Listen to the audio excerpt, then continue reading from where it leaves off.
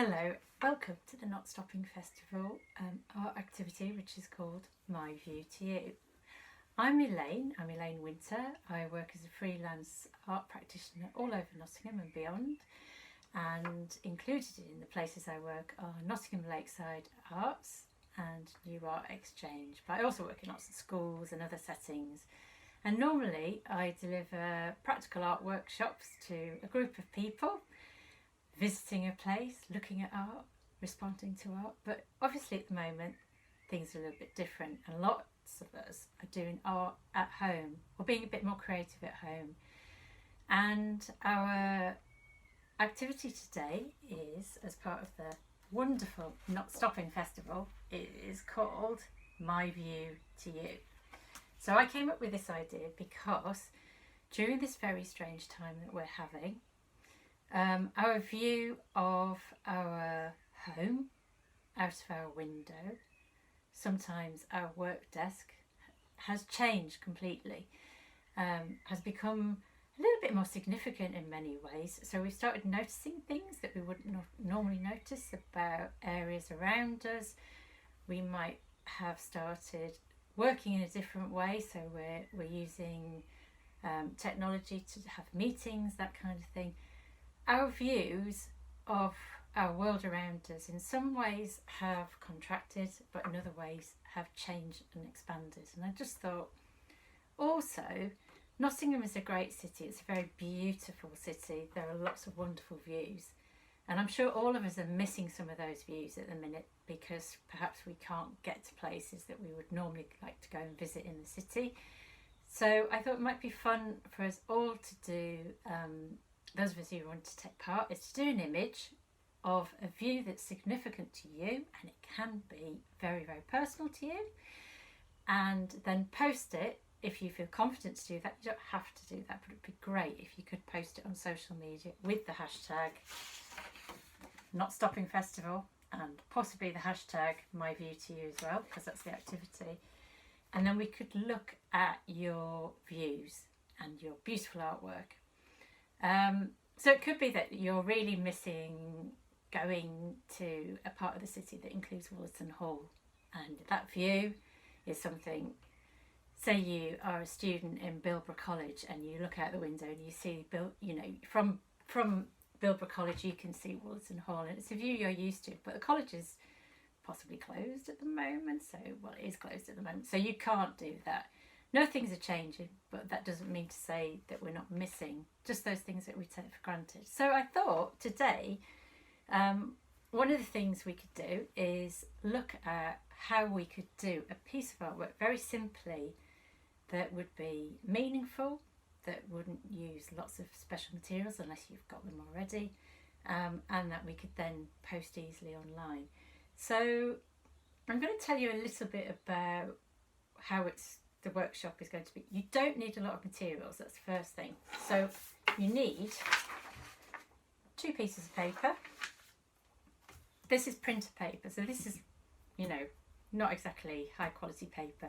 That will do. If you've got other types of paper, so if you've got coloured paper, if you've got thin card, that type of thing, even the inside layer of a cereal box, something like that. So if you rip open a cereal box, inside is paler, and you can usually draw on that. So something like that would also be fine.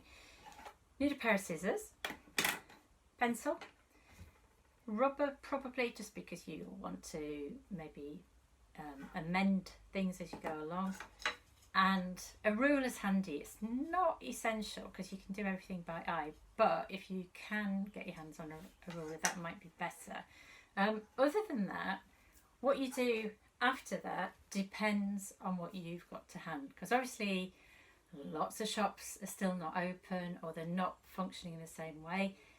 Even sending off for things is taking a lot longer to come back to us. So if you then wanted to make your image colourful, you can use anything from felt tip pens. These are rather gorgeous pencil crayons, but just to show you what, the type of thing. If you've got a set of paints at home, that's great. With a paintbrush, that's fine. I've put a glue stick here. The reason why I've got a glue stick here is that I'm going to show you one of the things to do, a collage piece, and collage can be really good because one of the things that we tend to have is recycling packaging hanging around, and some of it you can use the colours and the textures and so on to do a nice collage which could be representative of a view or a still life or anything like that, so that's quite a good thing. So those are the materials. So all you need to start off with is we're going to make a viewfinder or a frame, and then we're just going to match our canvas, if you like, our piece of paper to the size of the viewfinder.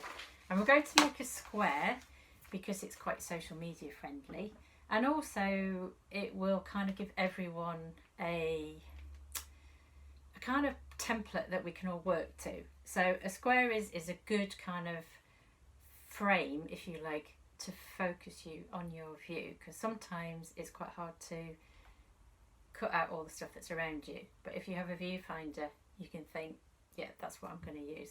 So we're going to do that. Before you go away and find your paper, let's say I've got A4 paper. If you like working really small, that's fine. Find some small paper, so you could have something that's like a postcard size, that's okay. If you're somebody, and I tend to be one of these people who likes to work a bit bigger, and if you've got bigger paper, even something like lining paper, like wallpaper, lining paper, that sort of thing, you can cut some squares out of there, so that would be fine.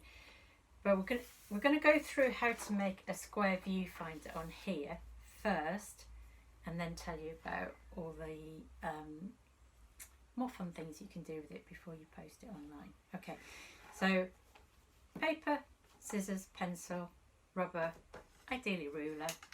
Press pause now if you need to. Go and gather those, and then we'll carry on.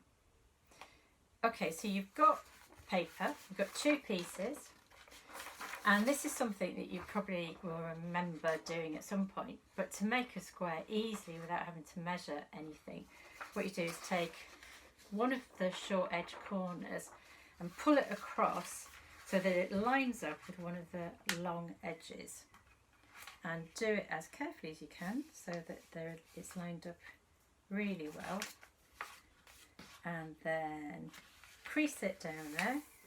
And what you should have is something that looks like that. And then you're going to, this is where, if you've got a ruler you can do it with a pencil, but if you're feeling confident, and it doesn't matter if it's a bit wonky, that's the other thing I'm going to say to you, if it's a bit wonky it can actually look quite charming, so we're not going to worry about that, it's not a test.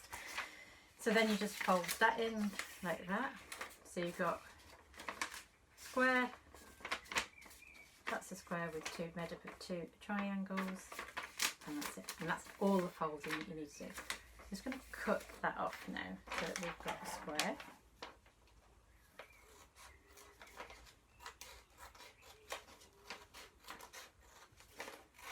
And then once you've got that, put that to one side, you don't need that anymore, use that for something else, another piece of artwork. So you've got your square, okay? Now we'd need to make from this piece a frame, so it's going to have an aperture, or kind of like a square hole in the middle. So to do that we're going to put it back to the triangle, and we're just going to come in and mark, say I'm going to have a frame that is, let's do it in centimetres, so it's going to be, I'm going to do quite a deep frame, I'm going to do 4 centimetres deep, so that's going to be 4 centimetres all the way around. So I'm going to mark a couple of places 4 centimetres along here, turn it round, 4 centimetres, and you can have any depth of frame. So while I'm doing this, just to think about something, then I'm just going to mark on, got a couple of marks, and I'm going to go across nice and lightly like that, and nice and lightly like that, and then where the two lines meet, like that. I'm just going to do that a bit darker so that you can see now. So I've got a triangle that's smaller than the big triangle in the middle. Okay, and what I'm going to do is cut that bit out now. I was going to say about the frames, if you have got something that's quite interesting, like say you had some old wallpaper that's got an interesting pattern on, that would make a good frame. So you could do this using that. If you've got maybe some shiny gold card or something else like that, that could make quite an interesting frame as well. So all we're doing is opening that up now. Now I've got that inner triangle away, straightening that out a little bit, and then we've got a viewfinder frame as well.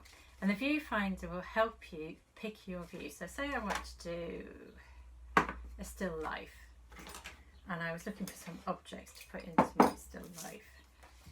That will help me look at what I really want to include and what I don't want to include. Okay, so if I was looking out a window at what's outside, I could put it up to the window and I could work out which bit of the view from your window that you wanted to include in your composition. So that's the only reason we're doing that. But also we need the frame. So the other piece of paper, you're just going to put that on there very quickly. Make sure it's the right size for you to have underneath. So just going to cut that little bit off to make that also a square, or slightly smaller than a square so that it fits. And that's the bit of paper that you're going to do your drawing, painting, could be a print, could be anything on. So you've got a frame and you've got your piece of paper behind. You could mark some dots in the corner just so that you know how big your aperture is, so that you know you're not going to be drawing on something that's behind the frame. I'm just going to show you some other colours and cards and things that I've done with this. So if you want to do it really small, that's made out of postcard size, which is kind of nice and compact. If you've got coloured card, and so this is recycled from, I think it's an old exercise book. So sometimes on the outside of exercise books, when they're full, you've got quite nice coloured stuff. That was just a piece of paper that was hanging around my studio. I can't remember where it's from. Now this, for whatever reason, is a bit wonky. So I was obviously cutting it without taking much attention, but I decided to leave it like that because I kind of think that's charming overall. So what I'm trying to say to you is, if it goes a bit wonky, if you're quite young, if you're, you know, you're doing this and it goes, that's all you've got, carry on, it's fine. It's absolutely fine. So a few different colourways, frames, etc. So that's what you can do. And I'm going to show you some examples of ones and how the frame is important. So the first one I did is this one, and this one is done with some watercolours. So I drew it first with some watercolours, and I wanted to do a picture that was representing a lot of the people who are helping older people who are isolating. So it's called Shopping Day Sherwood, and it's someone getting their shopping delivered by a younger person who's volunteered to help them. Just thought that'd be a nice thing to do. It's done in quite a, I suppose, children's book illustration style. I fancy doing it like that. All you need to do is across maybe the top put the title of your picture, so you can call it what you would like to call it. And it would be really nice if we've got a little bit of an indication of whereabouts in Nottingham, or the outskirts of Nottingham, or in the county that it is.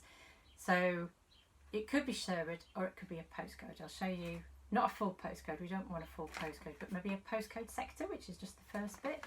And then use the hashtag Nottstopping as well. So that could be on there.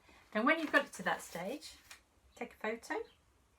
Most camera phones allow you to do a square, so do it on a square and then you can post it. So that's one idea. Another idea is, this was done very quickly. So I had some black paper, white paper, so the frame is on black, the paper's on white. I'm growing lots of sunflowers at the minute because Lakeside Arts are doing another project which is called 1 Million Sunflowers. It's part of the University of Nottingham.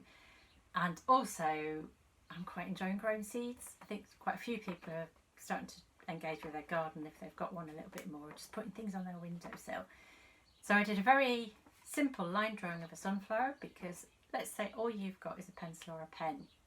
You could still do this. So that's called sunflower seedling NG7 hashtag not stopping.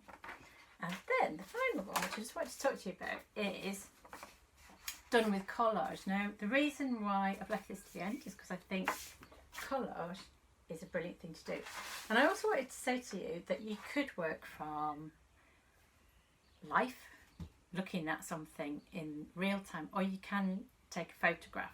So say you're out on your daily, if you're lucky enough to get out and do a daily exercise, be a walk or whatever, and there's a picture of a view that you really like that you took on your, you know, on your phone or whatever, you can work from that. So I had some images of the Ningbo Friendship Bridge, which links QMC, which is an institution which I'm thinking about a lot at the minute because of all the people who work in that hospital, and it also works the links to the university, which is part of Lakeside Arts. Lakeside Arts rather is part of the university, so that bridge is something that is quite a strong image for me, so I thought I would do something based on that. But I wasn't sure where to begin, so I started looking at some bits of stuff that were in the recycling box in my kitchen, and this included things like Inside Out cereal box, which I put up, and some other cardboard boxes. Now I found one which had this sort of silvery grey on, and I thought that could be good for the bridge, for the sort of metal arch of the bridge. Doesn't matter if it's got writing on it, okay, because once you start collaging you don't really notice the writing, so I would still go for it. This has got really nice dark ink on it, so I found one that was darker blue, I think, that kind of colour, and that's what I use for a night picture of the Ningbo Bridge. So it's the dark blue of the sky, kind of lit up a little bit by some of the lighting and the traffic whizzing, or not whizzing as much, let's face it, at the moment there's not as much traffic, but there's still a little bit of traffic. But the shadow, which I'd like to work on a bit more actually, of QMC on that side, which is a really important place. So that is some examples of some ideas, and you see that one's got coloured paper around the edge, but that's the Ningbo Friendship Bridge and QMC hashtag not stopping. So hope that's given you some ideas of what you can do. It's really, really open, this activity, for good reason. Some of you might have very little time, some of you might have quite a lot of time. You might be working with little children. You could do a very quick little drawing with children. Obviously the rainbows in windows are fantastic, so that could be part of your current view. That's all there is to it. Picture as a square, post it after you've done, that would be wonderful. And just to remind you, so if you're using Twitter, Facebook, any of the other things, it's at not stopping, and it's hashtag my view to you. Hope you enjoy the rest of the activities. Thank you.